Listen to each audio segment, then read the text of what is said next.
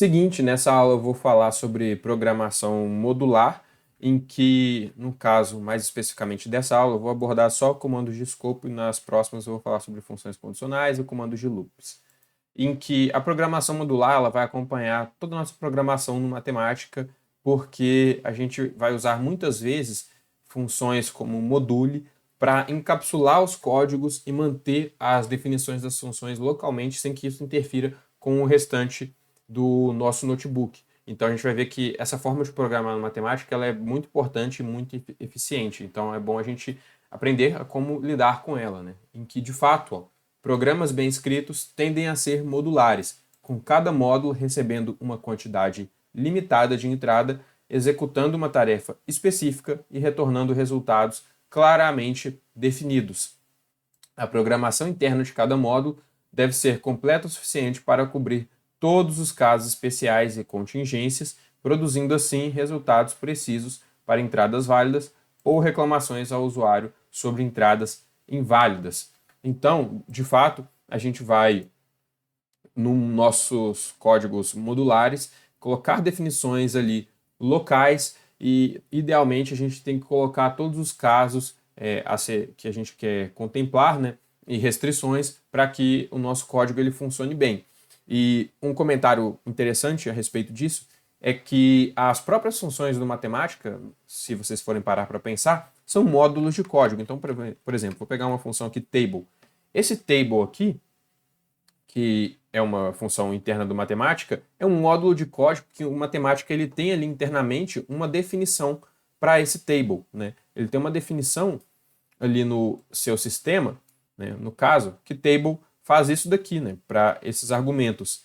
E o matemática reserva a expressão table para isso, né, em que internamente essa função ela é construída ali dentro do matemática e funciona basicamente como um módulo de código, tal qual as outras funções do matemática. Qualquer função do matemática, basicamente, ela é, se a gente for parar para pensar, é um módulo de código em que a gente tem definições internas ali construídas pelo pessoal da Wolfram e etc.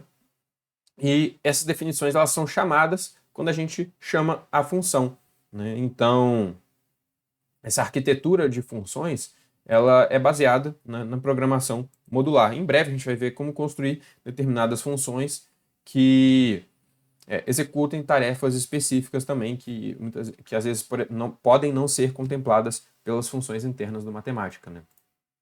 E o módulo de código ajuda muito nisso, porque trata localmente, né? Em que, por exemplo, vamos pegar aqui table novamente, né? Se eu pegar table, né? Por exemplo, pegar aqui n, em que n varia de 0 até 5. A gente tem aqui, ó, de forma genérica, né, que esse n é uma variável fictícia e local aqui no nosso problema, né, em que o matemático está interpretando isso daqui de forma local e em muitos casos, conforme a gente já viu anteriormente, isso não gera conflitos ao longo do nosso código, né? Em alguns casos gera, conforme a gente viu anteriormente, mas em muitos casos não. Então, de certa forma, a gente pode fazer essa analogia, né, de que as funções internas da matemática são basicamente módulos de código. Agora, falando então sobre comandos de escopo, a gente tem que vários métodos estão disponíveis para a gente fazer módulos de códigos, né?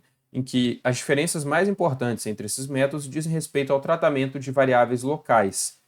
E a gente vai ver alguns exemplos de comandos que trabalham com módulos de código, né? Que no caso são module, with e block. Começando por module, que já adianto costuma ser o mais útil, a gente tem que module fornece um método para encapsular uma sequência de comandos junto com a declaração de variáveis locais, conforme a gente viu anteriormente, em que a sintaxe, né, é uma lista de variáveis e aqui está o corpo da função, que é a definição do que a função faz, né? A gente viu isso na última aula. E, adicionalmente ao que a gente viu na última aula, a gente tem que as variáveis locais, elas podem ser, aliás, podem receber valores iniciais usando essa sintaxe aqui, ó. A gente passa, por exemplo, o valor inicial para a variável x como sendo x0. Então, x0 tem o x ele tem um valor inicial, assim como a gente poderia fazer para as outras variáveis também. em que esses valores iniciais eles podem ser numéricos, simbólicos ou resultado da avaliação de uma função. Só que, para obter os melhores resultados, os valores iniciais devem ser baseados apenas em constantes ou argumentos explícitos. Então, a gente deve evitar usar símbolos globais na inicialização do module.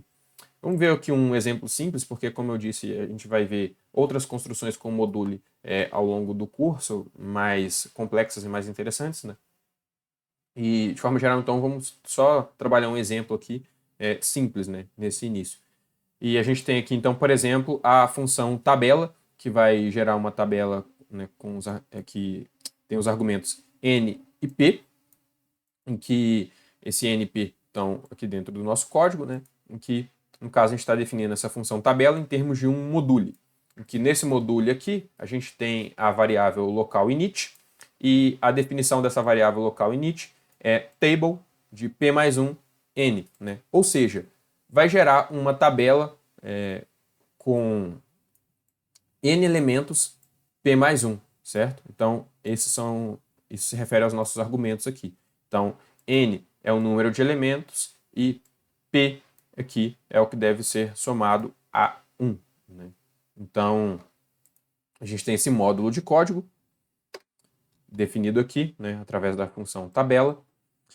E reparem, eu posso definir de forma global o n e o p, né, como sendo 2 e o p como sendo 3, por exemplo, né, e quebrando aqui a linha, né, chamando tabela de np, que o matemática ele vai entender que esses símbolos aqui são globais, né, vai usar esses símbolos globais aqui na definição, aliás, aqui nos argumentos de tabela, né, que eu estou passando nos argumentos tabela np, e ele não vai confundir com esses valores internos aqui, né?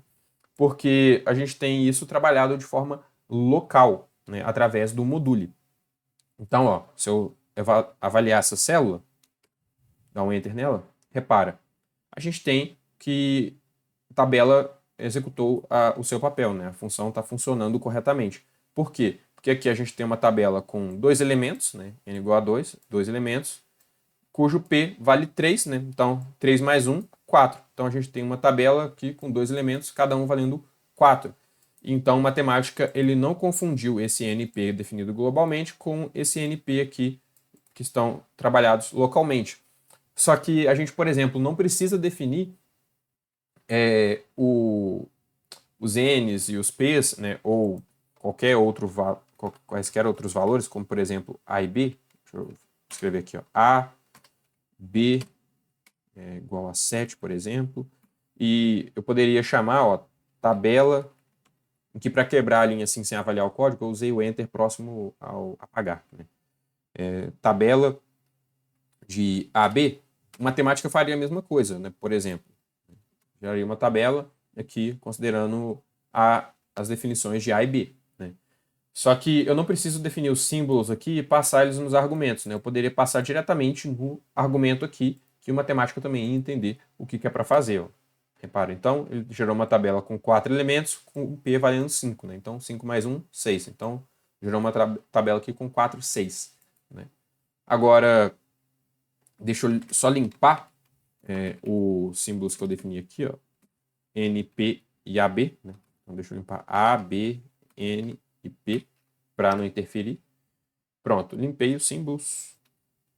E então, observe o seguinte, né? Que essa variável local aqui, ó, init, ela não está definida fora do módulo, né? E isso é muito importante porque a gente, assim, não tem a proliferação de variáveis desnecessárias, né? Então, aqui, ó, se eu chamar init, init é simplesmente o símbolo init por matemática, ele não tem definição nenhuma, né? Porque aqui ele está definido localmente dentro do module. Agora falando sobre a função if, o if é um outro comando de escopo projetado para atribuir valores a constantes locais, em que a sintaxe básica é essa daqui. A gente tem, no caso, as variáveis aqui com os seus valores iniciais, né? Em que a expressão, aqui ó, expressão, ou seja, o corpo da função, ela é avaliada usando constantes locais, xy, e valores locais atribuídos x0, y0 e por aí vai, né? Então, de forma geral, a principal diferença entre o if e module é que o if ele emprega constantes locais que são avaliadas apenas uma vez, já module emprega variáveis locais cujos valores podem mudar várias vezes, conforme a gente até viu na aula aqui sobre escopo, né? Aliás, sobre proteção de variáveis locais, que a gente viu que a gente tinha uma tag aqui diferente a cada vez que a gente... Cadê? Uma tag diferente a cada vez que a gente avaliava usando o module aqui, ó. Uma tag diferente, né? A gente viu isso na aula anterior. E voltando, então, a gente tem aqui, ó, aqui é module, o if, pronto. Voltando, então, a gente tem que as constantes locais, elas não escapam do escopo de if, ou seja, do intervalo de código ali de if, e podem ter os mesmos nomes dos símbolos globais externos.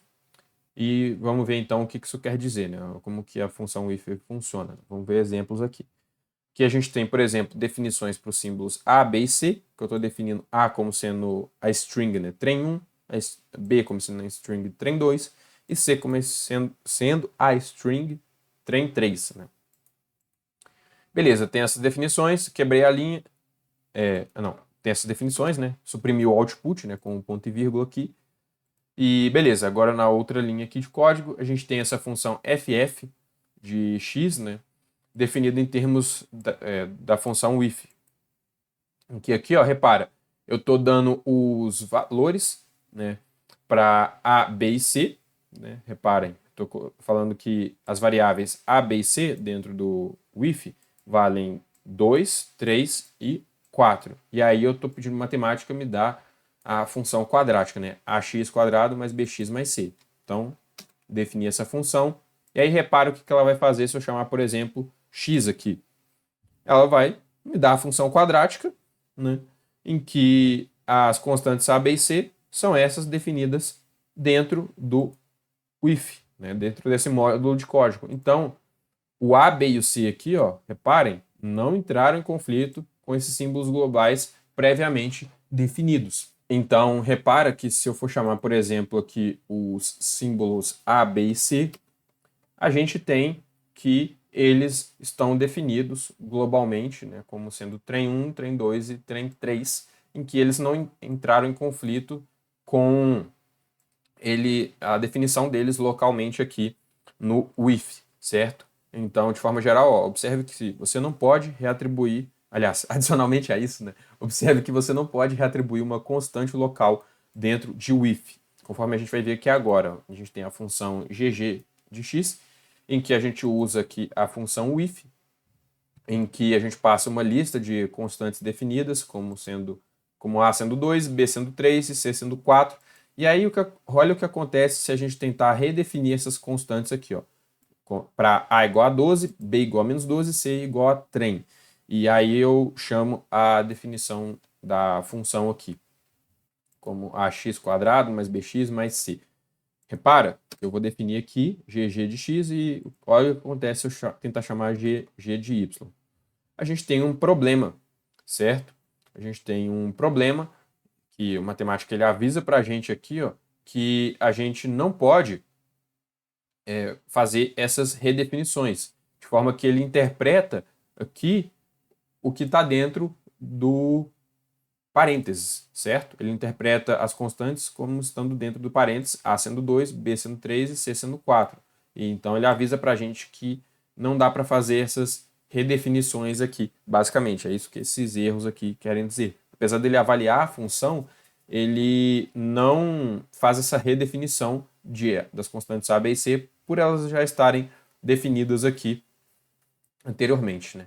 Então, observe que o if ele protege constantes locais acrescentando cifrão aos símbolos correspondentes, que é um método semelhante ao usado por module. Então, se a gente verificar, por exemplo, o traço de ff de x, nota aqui, ó, que aqui ó, o matemático ele acrescenta o cifrão nas constantes, né, por caso de if, ou seja, ele está protegendo localmente a constante A, a constante B e a constante C.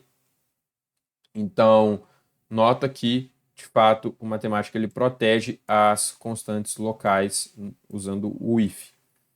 Agora vamos falar sobre block, em que block é um outro comando de escopo. E a principal diferença entre block e module é que o block ele trata os valores atribuídos aos símbolos como locais, mas trata seus nomes como globais. Já o module trata os nomes de variáveis locais como locais, em que, no caso, a sintaxe básica do block é semelhante à de module e if, né, em que aqui a gente tem block podendo ser escrito dessa forma, ou então dessa forma aqui em que a gente passa valores iniciais, né? Em que, no caso XY, eles recebem valores locais durante a avaliação da expressão e podem mudar durante essa avaliação, mas seus nomes existem fora do escopo de block, em que se os valores iniciais forem fornecidos, eles serão usados como valores iniciais locais. E, de forma geral, algo a respeito de block interessante é que o block, no caso, as funções, por exemplo, table e do, elas usam o block internamente, né, implicitamente, para lidar com iteradores. E vamos ver um exemplo aqui, para a gente poder entender como que o block funciona na prática. Que a gente tem a função f de x definida dessa forma aqui, em que a gente tem a atribuição local aqui para a, b e c, como sendo 2, 3 e 4, né, e a gente tem a definição aqui da função quadrática. Aí repara, se eu chamar A, B e C, se vocês forem se lembrar, a gente acabou de definir A, B e C como sendo esses três símbolos aqui, né? Sendo essas três strings, perdão. Trem 1, trem 2 e trem 3. Se eu chamar F de X, nota que a gente vai ter o funcionamento adequado, né? Em que aqui ele está substituindo A por 2, B por 3, C por 4, né? E está me dando o output correto. E, de forma geral, quando eu chamo ABC de novo, ele continua interpretando trem ABC, né, como sendo trem 1, trem 2 e trem 3. Então, o block ele não altera os valores das variáveis globais.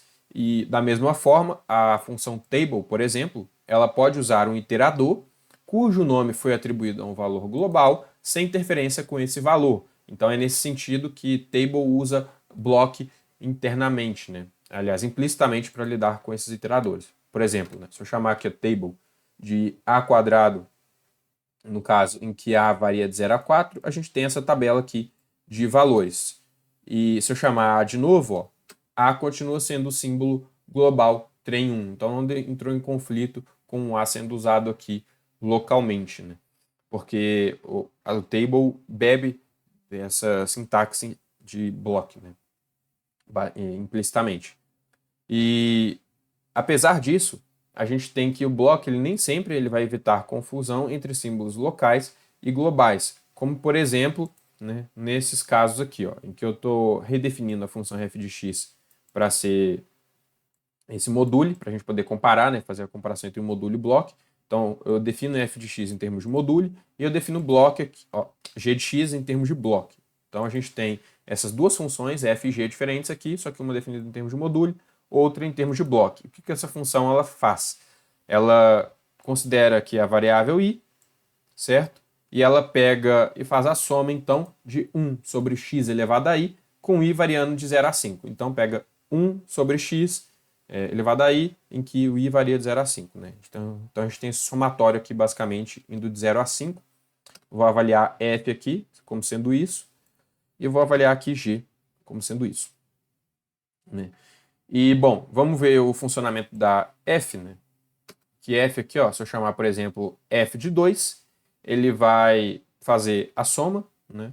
Aqui, ó, no caso, vai fazer a soma, né? Pegar 1 sobre 2 e elevado a i e fazer essa soma de 1 sobre 2 mais 1 sobre 2 elevado a 2, aliás, 1 sobre 2 elevado a 0, mais 1 sobre 2 elevado a 1, mais 1 sobre 2 elevado a 2 e assim por diante, conforme a gente vê aqui, ó, no caso geral de x. Né? Se eu chamar aqui ó, x, por exemplo, né, der como argumento x nessa função, a gente tem aqui a série, né, a soma. Que aqui a gente tem 1 sobre 2 elevado a 0, 1 sobre x elevado a 0, 1 sobre x elevado a 1, 1 sobre x elevado a 2 e assim por diante. E esse aqui é para o caso de 2. Então, o matemático ele já executou a soma e me retornou a fração, 63 sobre 32. E agora, para o caso aqui de i, que é o mesmo símbolo local aqui, que eu estou definindo, né, uma variável local, repara que o matemática também entende o que é para ser feito usando a função module. Ou seja, ele faz 1 sobre i elevado a 0, 1 sobre i, mais 1 sobre i elevado a 2 e assim por diante. Agora, se eu pegar, né, essa mesma lista aqui, né, só que para o caso de g, né, com a função g em termos de bloco, repara o que vai acontecer. Para o primeiro caso, a gente tem o funcionamento correto, né, g de 2, 63 sobre 32. Para o segundo caso, em que eu passo o argumento x, a gente também tem o funcionamento correto, a gente tem aqui a série. Só que para o caso em que eu passo i, que é a mesma variável local aqui de bloco, o matemática ele passa indeterminado, né? E por que ele passa indeterminado? Porque a versão que usa block falha porque a variável local entra em conflito com o argumento da função. Então, de forma geral, é mais útil usar o module em vez de block, só que tem algumas circunstâncias em que o block vai ser útil. Então, a gente tem que saber distinguir essas situações em que, por exemplo, né, se alguém precisar modificar temporariamente um parâmetro do sistema em uma pequena seção de código, block é útil, mas module não funciona porque acrescenta coisas extras ao nome das variáveis locais. Só que, dito isso, module, em geral, ele é sempre mais usado. Então, na maior parte das vezes, a gente vai usar o module. São poucas vezes que a gente tem que trabalhar com as outras funções, né, como o block e o if. E por hoje é só, vejo você na próxima aula.